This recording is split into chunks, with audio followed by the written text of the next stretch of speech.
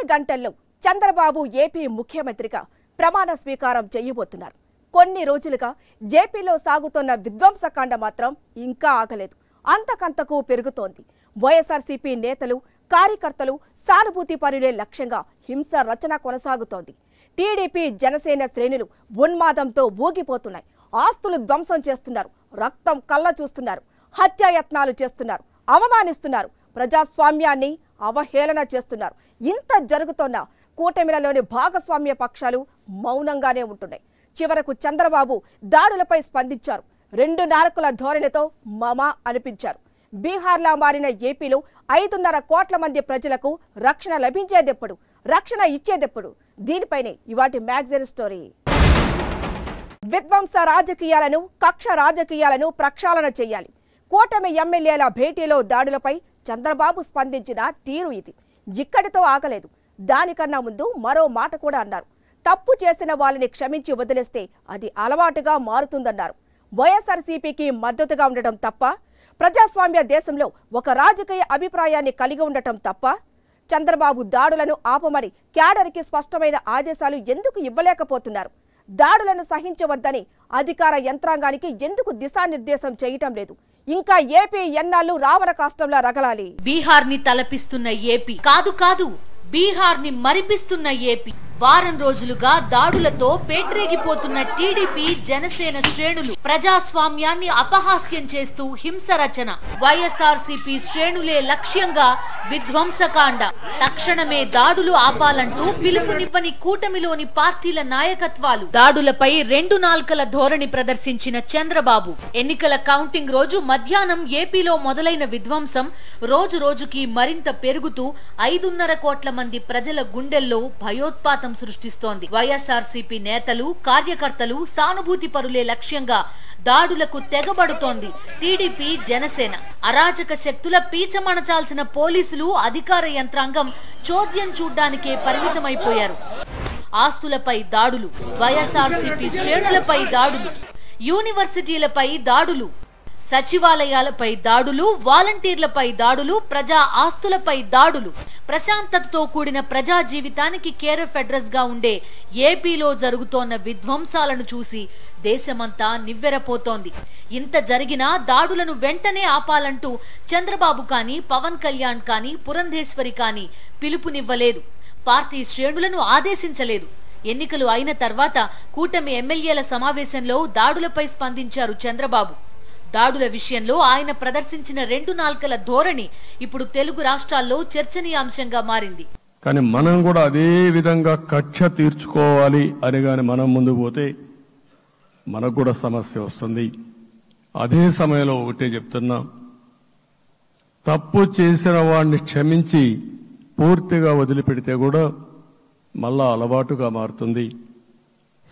తప్పు చేసిన వాళ్లకు శిక్ష పడవలసిన అవసరం ఉంది, చట్టపరంగా శిక్షించాల్సిన అవసరం ఉంది. అదే సమయంలో విధ్వంస రాజకీయాలు, కక్షా రాజకీయాలు కాకుండా ఇవన్నిటిని ప్రక్షాళన చేయాల్సిన అవసరం ఉందని చెప్పి కూడా నేను మీకు తెలియజేస్తున్నా. విన్నారుగా, తప్పు చేసిన వాళ్లని క్షమించి వదిలేస్తే అది అలవాటుగా మారుతుందన్నారు చంద్రబాబు. అదే సమయంలో తప్పు చేసిన వాళ్లని చట్ట ప్రకారం శిక్షించాలన్నారు. విధ్వంస రాజకీయాలను ప్రక్షాళన చేయాలన్నారు. ఇంతకీ ఇక్కడ దాడులకు గురవుతున్న వైఎస్ఆర్సీపీ శ్రేణులు చేసిన తప్పేంటి? ప్రజాస్వామ్య దేశంలో ఒక రాజకీయ అభిప్రాయం కలిగి ఉండడం తప్పు కాదు కదా? ఒక రాజకీయ పార్టీకి మద్దతుగా నిలవడం తప్పు కాదు కదా? ఒక రాజకీయ పార్టీ కార్యకలాపాల్లో పాలు పంచుకోవడం తప్పు కాదు కదా? మరి తప్పు చేసిన వాళ్ళని క్షమించి వదిలేస్తే అది అలవాటుగా మారుతుందన్న చంద్రబాబు వ్యాఖ్యలకి అర్థమేంటి? చంద్రబాబు నుంచి ఈ తరహా కామెంట్స్ వస్తే దాడులకు పాల్పడే వాళ్లకి వెళ్లే సంకేతాలేంటి? అదే సమయంలో విధ్వంస రాజకీయాలను, కక్ష రాజకీయాలను ప్రక్షాళన చేయాల్సిన అవసరం ఉందన్నారు చంద్రబాబు. దాడులకు గురవుతోన్న బాధితులు కోరుతోంది కూడా అదే. వైఎస్ఆర్సీపీ నేతలు డిమాండ్ చేస్తోంది కూడా అదే. విధ్వంస రాజకీయాలను ప్రక్షాళన చేయాలంటే ముందు దాడులకు తెగబడుతోన్న టీడీపీ, జనసేన శ్రేణులను నిలువరించాలి. తక్షణమే దాడులు ఆపాలని చంద్రబాబు స్పష్టమైన ఆదేశాలివ్వాలి.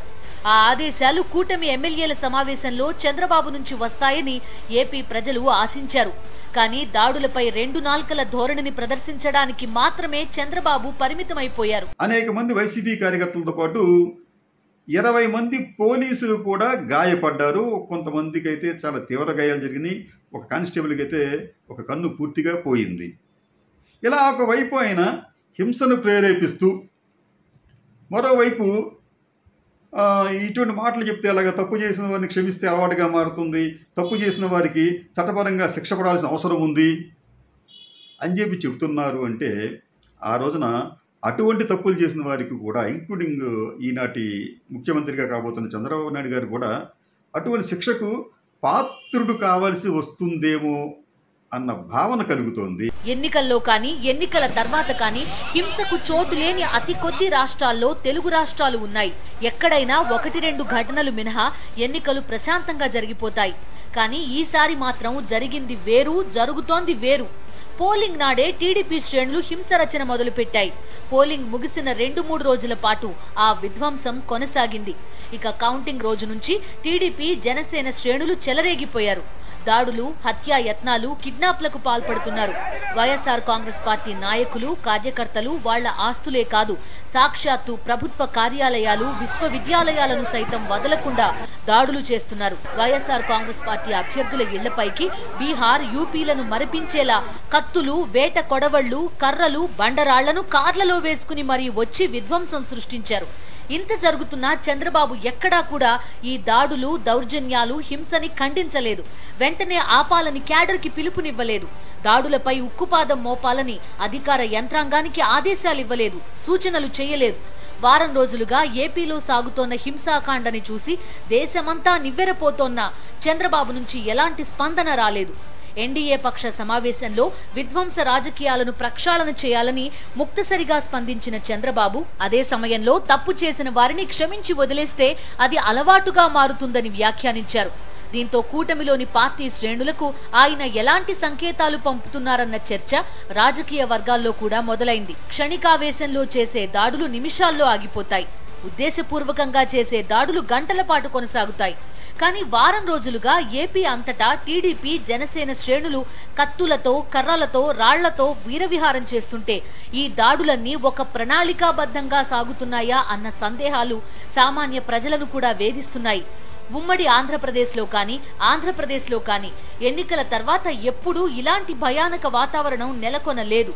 ఏపీ ముఖ్యమంత్రిగా చంద్రబాబు ప్రమాణ స్వీకారం చేసే సమయానికైనా టీడీపీ, జనసేన శ్రేణులు దాడులను ఆపే విధంగా పార్టీల నాయకత్వాలు తక్షణ చర్యలు తీసుకోవాలని ఏపీ ప్రజలు కోరుతున్నారు. ప్రజాస్వామ్యంలో గెలుపు ఓటములు సహజం. గెలిచిన వాళ్ళు విజయోత్సవాలు చేసుకోవటం కూడా సహజమే. కానీ ఏపీలో మాత్రం ఈ సహజత్వానికి భిన్నంగా అరాచక పర్వం సాగుతోంది. ఫలితాల వెల్లడితో మొదలైన హింసాకాండ వారం రోజులుగా 5.5 కోట్ల మంది ప్రజలను గజగజ వణికిస్తోంది. భయానక వాతావరణం నెలకొల్పడం ద్వారా ప్రతిపక్షాన్ని కట్టడి చేయాలన్న వ్యూహమా, లేక విధ్వంస రాజకీయాల మధ్య ఏపీ ఉనికిని నిలపాలన్న ఉద్దేశమా? కారణం ఏదైనా ప్రజాస్వామ్యం మాత్రం టీడీపీ, జనసేన శ్రేణుల దాడుల మధ్య అపహాస్యమవుతోంది. ఒక జిల్లా అని లేదు, ఒక ప్రాంతం అని లేదు. వైఎస్ఆర్సీపీ నేతలు, కార్యకర్తలు సానుభూతి పరులే టార్గెట్ గా టీడీపీ, జనసేన శ్రేణులు చెలరేగిపోతున్నాయి. ఇన్ని రోజుల పాటు ఇలా దాడులు, హత్యాయత్నాలు, కిడ్నాప్లు సాగుతోన్న అధికార యంత్రాంగంలో చలనం లేదు. పోలీసులు చోద్యం చూస్తూనే ఉన్నారు. వారం రోజులుగా ఈ దాడుల మీద చంద్రబాబు కనీసం స్పందించలేదు. చివరకు ముఖ్యమంత్రిగా ప్రమాణ స్వీకారం చేయడానికి ముందు రోజు కూటమి ఎమ్మెల్యేల సమావేశంలో అయినా చంద్రబాబు స్పందిస్తారని అంతా భావించారు. కానీ దాడులు వెంటనే ఆపాలని కూటమిలోని భాగస్వామ్య పక్ష శ్రేణులకు చంద్రబాబు ఆదేశాలు ఇవ్వలేదు. అరాచకాలను ప్రోత్సహించను లాంటి ముక్తసరి మాటలకే పరిమితమైపోయారు. ఈ నేపథ్యంలో టీడీపీ, జనసేన శ్రేణుల విధ్వంసకాండని ఆపేదెవరు అన్న ప్రశ్న జవాబు కోసం ఏపీ అంతా తిరుగుతోంది. ఏపీలో టీడీపీ, జనసేన శ్రేణుల దాడులు రోజురోజుకి పెరిగిపోతున్నాయి. పల్నాడు జిల్లాలో టీడీపీ నాయకుల దాష్టీకానికి గురైన వైఎస్ఆర్సీపీ నాయకురాలు పాలేటి కృష్ణవేణి భర్త రాజ్ కుమార్ కు తీవ్ర గాయాలయ్యాయి. ఆయన్ను కిడ్నాప్ చేసి చిత్రహింసలకు గురి చేశారు టీడీపీ నేత జవ్వాది కిరణ్ కుమార్, ఆయన అనుచరులు. రాత్రంతా కారులో తిప్పుతూ కొట్టిన వారు తెల్లవారుజామున బోయిపాలెం రోడ్డులో రాజ్ కుమార్ ని పడేసి పరారయ్యారు. తీవ్ర గాయాలతో ఆసుపత్రిలో చికిత్స పొందుతున్నాడు రాజ్ కుమార్. మంగళగిరి మండలం పెదవడ్లపూడికి చెందిన పాలేటి కృష్ణకుమార్, రాజ్కుమార్ దంపతులు ఇద్దరు వైఎస్ఆర్సీపీలో క్రియాశీలకంగా ఉన్నారు. గతంలో లోకేష్ ను ప్రశ్నించారనే కారణంతో పాలేటి కృష్ణవేణి కుటుంబంపై టీడీపీ నేతలు కక్ష పెంచుకున్నారు. టీడీపీ అధికారంలోకి రావడంతో పెట్టరేగిపోయారు. సభ్య సమాజం తలదించుకునేలా ప్రవర్తించారు. రాజ్కుమార్ పై విచక్షణారహితంగా దాడి చేశారు. అర్ధనగ్నంగా మోకాళ్లపై కూర్చోబెట్టి లోకేష్ చిత్రపటానికి క్షమాపణలు చెప్పించారు. అనంతరం రాజ్కుమార్ తో తన కాళ్లు పట్టించుకున్నారు టీడీపీ నేత జువ్వాది కిరణ్. రాజ్కుమార్ చేసిన తప్పేంటి? తనకు నచ్చిన రాజకీయ పార్టీలో పనిచేయడమే రాజ్కుమార్ చేసిన తప్ప? వైఎస్ఆర్సీపీ సిద్ధాంతాలు నచ్చి ఆ పార్టీలో కొనసాగుతూ ప్రజాసేవ చేయడమే రాజ్కుమార్ చేసిన పాపమా? నా కుటుంబ సభ్యులు నా భార్యతో సహా అనుండుంటే క్షమించమని కోరుకుంటూ కాళ్ళు నా కాళ్ళు కాదు లోకేష్ గారు నువ్వు క్షమించమని అడగాల అడుగు చెప్పు. గుంటూరు జిల్లా తెనాలిలో తెలుగుదేశం నాయకులు బరి తెగించారు. వైఎస్ఆర్సీపీ నేత కాళిదాసు వెంకట సత్యనారాయణపై కత్తితో విచక్షణారహితంగా దాడి చేశాడు అబ్దుల్లా అనే టీడీపీ కార్యకర్త. బైక్ పై వెళ్తున్న సత్యనారాయణను అడ్డగించి పట్ట పగలు నడి రోడ్డుపై ప్రజలంతా చూస్తుండగా కత్తితో దాడి చేశాడు. ఘటనలో సత్యనారాయణకు తీవ్ర గాయాలయ్యాయి. ఛాతీ, పొట్ట భాగంలో కత్తిపోట్లతో తీవ్ర రక్తస్రావమైంది. సత్యనారాయణ ప్రస్తుతం ఆసుపత్రిలో చికిత్స పొందుతున్నాడు. రాజమండ్రిలో టీడీపీ కార్యకర్తలు దాడులకు దిగుతున్నారు. కార్యాపురం మూలగొయ్యి ప్రాంతానికి చెందిన దుర్గాసాయి అనే యువకుడిపై ఫలితాలు వెలువడిన రోజే విచక్షణరహితంగా దాడి చేశారు. రాయితో కొట్టడంతో సాయి తలకు తీవ్ర గాయమైంది. ఈ ఘటనపై పోలీసులకు మాజీ ఎంపీ మార్గాని భరత్తో కలిసి ఫిర్యాదు చేశారు. అయితే పోలీసులు తక్కువ సెక్షన్లు నమోదు చేసి నిందితులకు సహకరిస్తున్నారని ఆయన కుటుంబ సభ్యులు ఆవేదన వ్యక్తం చేస్తున్నారు. ప్రకాశం జిల్లా ఒంగోలులో టీడీపీ కార్యకర్తలు రెచ్చిపోయారు. వైఎస్ఆర్సీపీ నాయకుడు బొమ్మినేని మురళిపై టీడీపీ కార్యకర్తలు విచక్షణారహితంగా దాడి చేసి గాయపరిచారు. టీడీపీ మూకల దాడిలో మురళికి తీవ్ర గాయాలు కావడంతో రిమ్స్ కి తరలించారు. అటు నెల్లూరు జిల్లా దుత్తలూరు మండలం ఏరుకొల్లు జగనన్న లేఅవుట్ నిర్మాణంలో ఉన్న ఇళ్ల గోడలను టీడీపీ లీడర్ వెంకటేశ్వర్లు జేసీబీ సాయంతో కూల్చేశారు. రాష్ట్ర వ్యాప్తంగా టీడీపీ, జనసేన శ్రేణులు చేస్తున్న దౌర్జన్యాలను అడ్డుకునేందుకు వైఎస్ఆర్సీపీ చర్యలు చేపట్టింది. జిల్లాల్లో లీగల్ టీంలు ఏర్పాటు చేసి న్యాయ పోరాటానికి సిద్ధమైంది. హింస రాజకీయాలు అనగానే దేశ ప్రజలకు వెంటనే గుర్తుకొచ్చేది బీహార్, పశ్చిమ బెంగాల్ రాష్ట్రాలే. కేవలం వారం రోజుల్లో ఆ రాష్ట్రాల సరసన ఏపీని చేర్చే దిశగా టీడీపీ, జనసేన శ్రేణులు విధ్వంస కాండ చేస్తున్నాయి. ఇలా రక్తపాతం సృష్టించడానికా ప్రజలు గెలిపించింది? ఇలా ఆస్తుల విధ్వంసం చేయటానికా ప్రజలు గెలిపించింది? ఇలా విధ్వంసకాండ చేయటానికా ప్రజలు అధికారాన్నిచ్చింది? భయాందోళనల మధ్య బిక్కుబిక్కుమంటూ బతకడం జేపీ ప్రజలకు ఎప్పుడూ అనుభవంలో లేదు. ఇంకా అధికార బాధ్యతలు తీసుకోకముందే జేపీని భయం గుప్పిట్లోకి నెట్టేశాయి టీడీపీ, జనసేన శ్రేణులు. 2019లో వైఎస్ఆర్సీపీ అధికారంలోకి వచ్చినప్పుడు టీడీపీ, జనసేన నేతలపై కానీ, క్యాడర్పై కానీ ఎలాంటి దాడులు జరగలేదు. ఏపీలో శాంతి భద్రతలకు ఎలాంటి విఘాతం ఏర్పడలేదు. హుందాతనంతో కూడిన విజయోత్సవాలకు మాత్రమే వైఎస్ఆర్సీపీ క్యాడర్ పరిమితమైంది. కానీ ఇప్పుడు టీడీపీ, జనసేన శ్రేణులు వారం రోజులుగా ఏపీ అంతటా విధ్వంసం సృష్టిస్తున్నారు. 4 రోజుల క్రితం ఢిల్లీలో ఉన్న చంద్రబాబు దాడులను నిలువరించే ప్రయత్నం చేయకపోగా వైఎస్ఆర్సీపీ కవ్వింపులపై టీడీపీ క్యాడర్ సంయమనం పాటించాలని పిలుపునిచ్చారు. ఈ తరహా స్పందన చూసి ప్రజలంతా ఆశ్చర్యపోయారు. ఇప్పుడు విధ్వంసకర రాజకీయాలను ప్రక్షాళన చేయాల్సిన అవసరం ఉందన్న చంద్రబాబు తప్పు చేసిన వారిని క్షమించి వదిలేస్తే అది అలవాటుగా మారుతుందన్నారు. అలానే పవన్ కళ్యాణ్ కక్ష సాధించడానికి ఇది సమయం కాదని చెప్పుకొచ్చారు.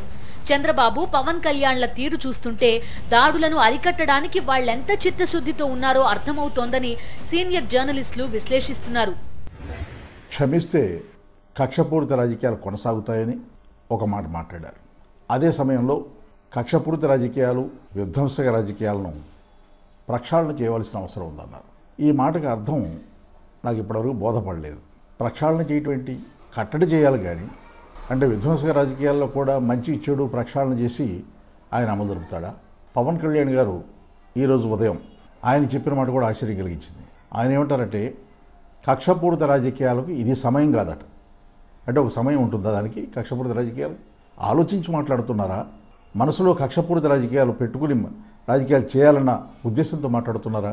ఢిల్లీలో ఉన్నప్పుడు చంద్రబాబు నాయుడు గారు ట్వీట్ ఇస్తూ వైసీపీ మూకలు రెచ్చగొట్టినప్పటికీ తెలుగుదేశం పార్టీ కార్యకర్తలు సంయమనం పాటించాలట.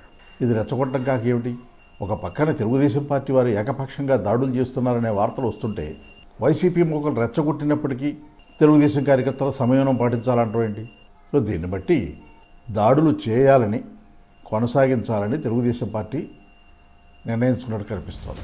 కొన్ని గంటల్లో చంద్రబాబు ముఖ్యమంత్రిగా బాధ్యతలు స్వీకరించబోతున్నారు. శాంతి భద్రతల పరిరక్షణ అన్నది ప్రభుత్వ ప్రథమ కర్తవ్యం.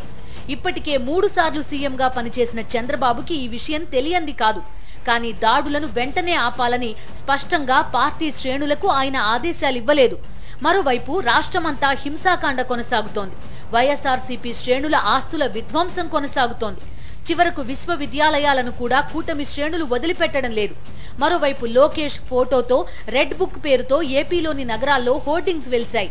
తాము అధికారంలోకి వస్తే వైఎస్ఆర్సీపీ నేతలు అధికారుల సంగతి తేలుస్తానంటూ వాళ్లందరి పేర్లు రెడ్ బుక్ లో రాసుకున్నానంటూ లోకేష్ గత కొంతకాలంగా బెదిరింపులకు పాల్పడుతోన్న సంగతి తెలిసిందే. ఇప్పుడు అదే రెడ్ బుక్ పేరుతో ఏపీలోని నగరాల్లో హోర్డింగ్లు ఏర్పాటు చేస్తున్నారు టీడీపీ నేతలు. ఒకవైపు టీడీపీ జనసేన శ్రేణులు రాష్ట్రంలో హింస రచన చేస్తుంటే, భయోత్పాతం సృష్టిస్తుంటే నిలువరించడం పోయి వాళ్లను మరింత రెచ్చగొట్టేలా రెడ్ బుక్ హోర్డింగ్లు ఏర్పాటు చేయడాన్ని ఎలా చూడాలి? ఇందుక కూటమికి ప్రజలు అధికారం అప్పగించింది. చంద్రబాబు ప్రమాణ స్వీకారానికి ప్రధాని మోదీ, హోంమంత్రి అమిత్ షా హాజరవుతున్నారు. వివిధ రాష్ట్రాల ముఖ్యమంత్రులు వస్తున్నారు. ఒకవైపు రాష్ట్ర వ్యాప్తంగా వైఎస్ఆర్సీపీ శ్రేణులపై కొనసాగుతోన్న దాడులు, మరోవైపు నగరాల్లో లోకేష్ ఫోటోతో రెడ్ బుక్ హోర్డింగ్స్. ఆ రెడ్ బుక్ హోర్డింగ్స్ తో మోదీకి స్వాగతం పలకదలుచుకున్నారా? ప్రధాని రావడంతో నేషనల్ మీడియా ఫోకస్ మొత్తం ఏపీ మీదే ఉంటుంది. రెడ్ బుక్ హోర్డింగ్స్ తో దేశానికి ఏం సందేశం ఇవ్వదలుచుకున్నారు? అధికారం చేపట్టక ముందే టీడీపీ జనసేన శ్రేణులు యథేచ్ఛగా సాగిస్తున్న హింసాకాండ ఏపీని వణికిస్తోంది. అధికారులు, పోలీసులు ఆ విధ్వంసాన్ని చూడ్డానికే తమను తాము పరిమితం చేసుకుంటున్నారు. ఈ నేపథ్యంలో ప్రజాస్వామ్యాన్ని కాపాడడానికి, ప్రజలకు, బాధితులకు అండగా నిలవడానికి వైఎస్ఆర్సీపీ తీవ్రంగా కృషి చేస్తోంది. ప్రజాస్వామ్య స్ఫూర్తిని కాపాడడానికి విశ్వ ప్రయత్నాలు చేస్తోంది.